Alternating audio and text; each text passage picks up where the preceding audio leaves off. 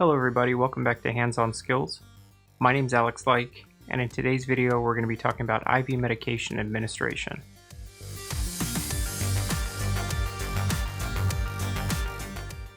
IV medication administration is yet another technique that we can use to administer medications in the field.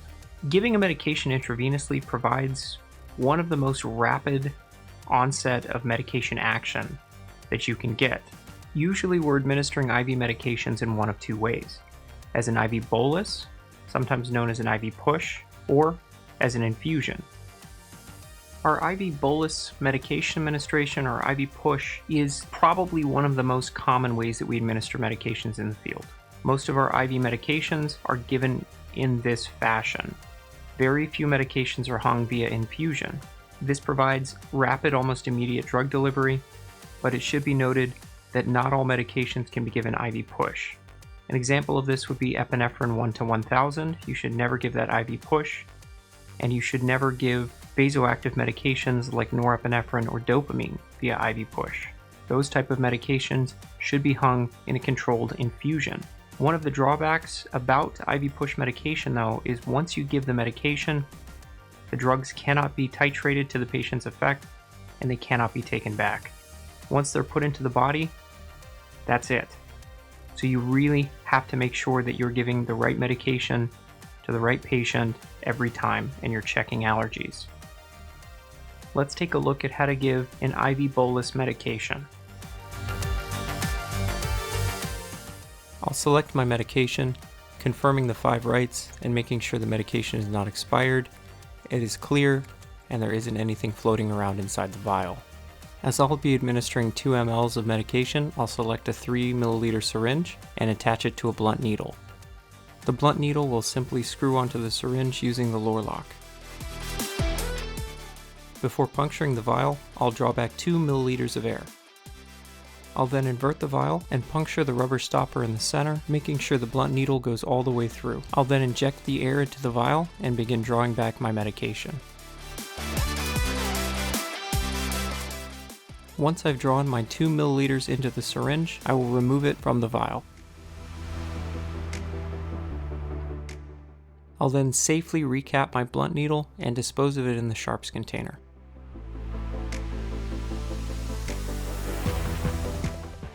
Before administering my medication, I'll close the roller clamp. For my medication administration, I'll use the Y site closest to the patient. I'll cleanse this area with alcohol before attaching my syringe.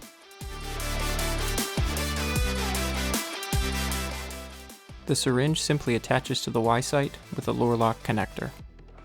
Even though I already closed the roller clamp, I still like to pinch the tubing to assure that all the medication is heading toward the patient. I'll then push my medication at the appropriate rate.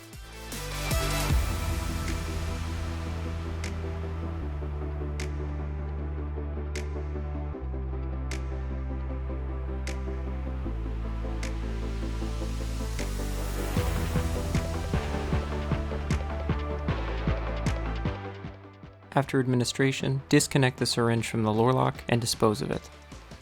I'll now attach a flush and flush the medication in at the exact same rate at which I had pushed it.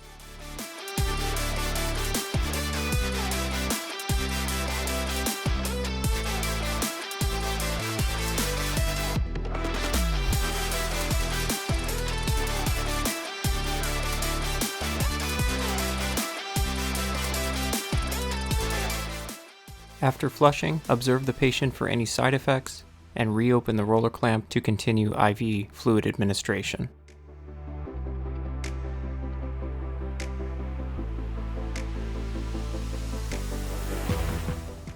The next type of IV medication administration that we'll talk about is IV infusion. Very few medications that we carry pre-hospitally are administered via this route. The nice thing about IV infusions, though, is that it allows you to titrate the medication to the patient's response. Most of the medications that we give via IV infusion in the field are vasoactive, meaning they are usually hung to correct the patient's blood pressure. Examples of these vasoactive medication infusions are things like dopamine, norepinephrine, epinephrine, neosynephrine, and dobutamine. Some medications come in a pre-mixed bag, while others you have to make. In the video that I'm going to show you covering IV infusion, I will actually make my medication using a 250 ml bag of normal saline and vials containing the dopamine. Now, the safest way to administer an IV infusion of a vasoactive medication is with an IV pump.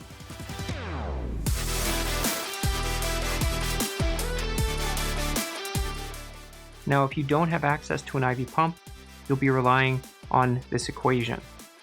This is the IV infusion equation. It's fairly simple, and it works for any medication that you intend to titrate and that you intend to infuse over a period of time. So let's go ahead and cover it. The IV infusion is dose times drip set or drop set over the concentration of the medication. Because this is an infusion, usually your dose is in micrograms per minute. Because these are vasoactive medications, you'll be using a microdrip set, which is a 60 drop set.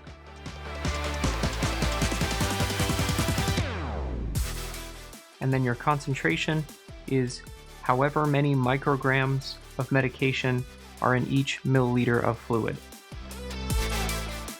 So if my dose on, let's say, a dopamine infusion is 800 micrograms per minute,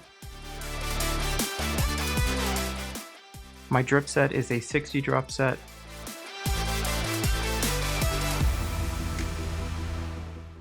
and my concentration of the dopamine is 1600 mics per ml.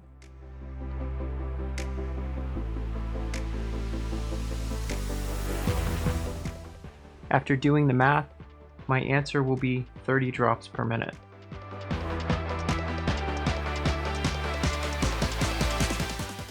I got this by multiplying 860 and then dividing that answer over 1600. I like to leave my values up here so I can cancel them out, so I can get an answer that makes sense. Here's what I mean by that. Micrograms and micrograms cancel, and milliliters cancel. So what I'm left with is drops per minute. Alternatively, you can use the dopamine clock or the clock method of medication infusion calculation, which simply takes your drip set being 60 and we make it a 60-minute clock. The concentration of the medication goes on top. Down here at the 30-minute mark is half of that. Over here at the 15-minute mark is a quarter of that. And then over here at the 45-minute mark is 3/4. So if I needed to hang 800 mics per minute of dopamine, I would plot it on my clock at the 30-minute mark, and this simply becomes 30 drops per minute. I've got a video covering how the dopamine clock works, so I'd advise that you check it out after you watch this video. So let's take a look at how to administer an IV infusion. First thing I'll do is I'll select my bag that I'm going to use to make the infusion. The medication that I'll be putting into this bag is contained in 20 milliliters of fluid. So the first thing I'll do is remove 20 milliliters of the IV fluid from the bag so I can have a perfect concentration when I'm done. If you're hanging an IV infusion using a pre-mixed bag, as in one that already contains medication, you can skip these steps. I'll connect my 10cc syringe to a needle and then put it through the injection port in the small IV bag and begin removing the 20 mLs that I will replace with medication.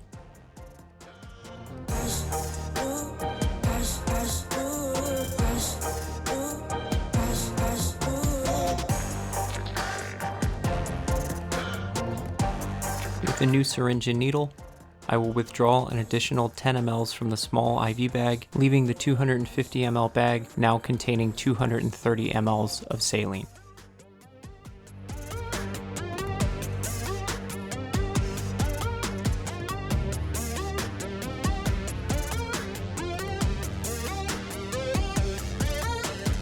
Now I will begin the process of injecting the bag with my medication.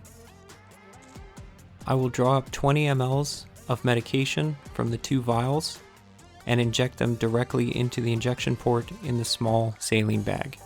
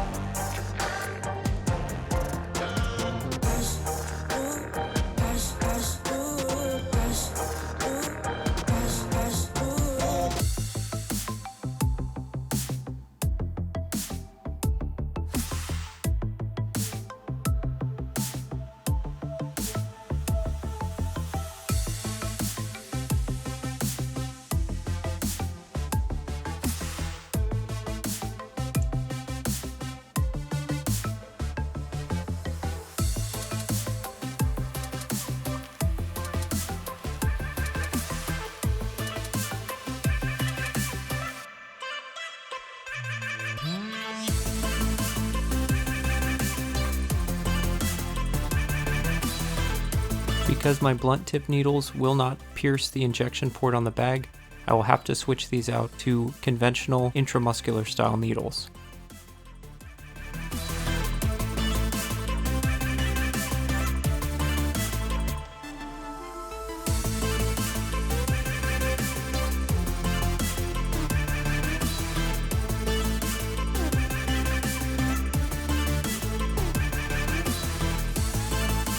To prevent contamination, I will cleanse the injection port on the bag with some alcohol. I will carefully insert each needle into the injection port and inject the medication into the IV bag.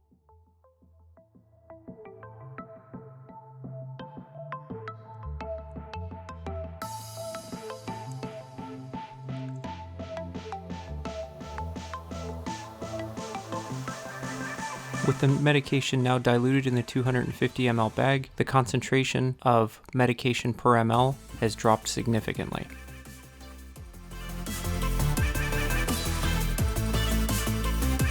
I'll make sure my medication is mixed by gently rocking it back and forth.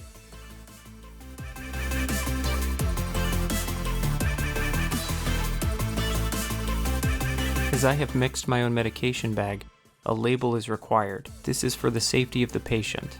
If you don't have access to pre-printed blank medication labels, a piece of 2-inch tape and a Sharpie will do just fine.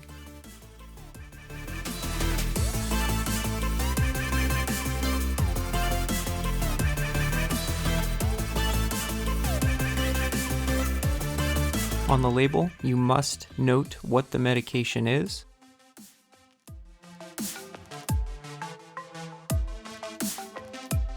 the amount of medication contained in the bag,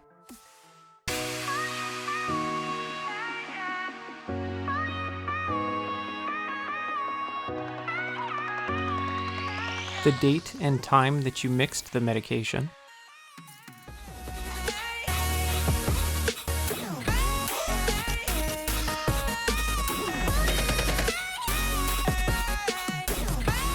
the medication's concentration per ml,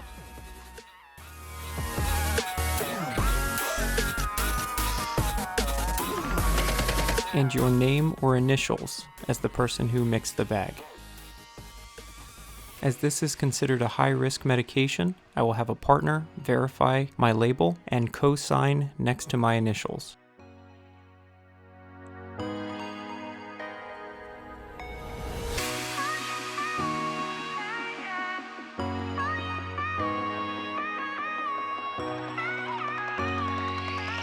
I will now hang my bag on the IV pole and prepare for administration.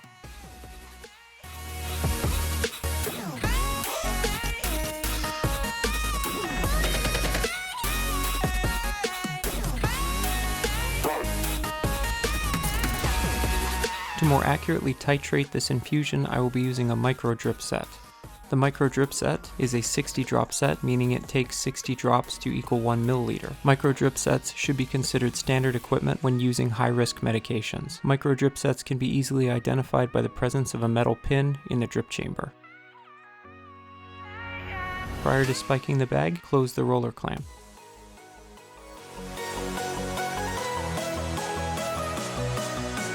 I'll then untangle the tubing and remove the protective covers.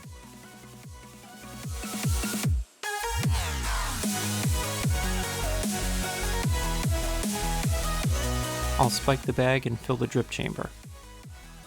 It's important not to overfill the drip chamber because I will need to see the drops falling in order to calculate the drip rate.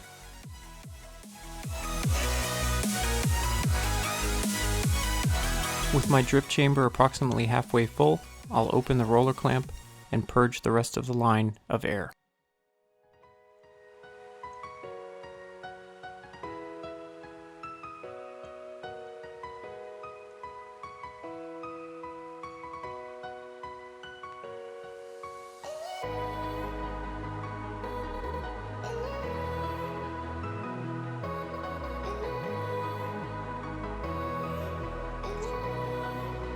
I'll select the closest Y site to the patient and cleanse it with alcohol, turn off the primary roller clamp, and then connect my IV infusion bag to this Y site.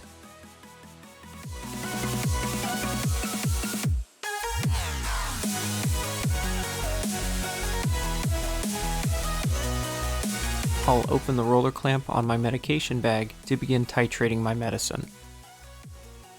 Based on the prescribed dose for this patient, I will titrate this drip to 30 drops per minute, or 1 drop every other second. This usually requires several adjustments of the roller clamp to get to the right speed. Just be patient. While looking at a watch, you'll get closer and closer to the speed that you need, and once you're in the range, you can make smaller and smaller adjustments until you're right on the money.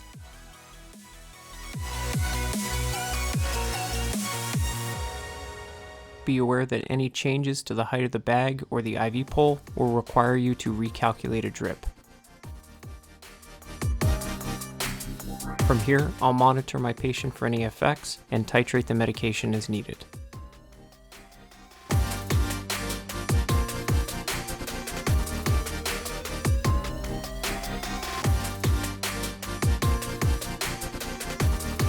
Alright everyone, thank you for watching that video. I hope you got something out of it. Please make sure you check out my other video on the dopamine clock. But until I see you next, stay safe, keep washing your hands, and have a good rest of your night.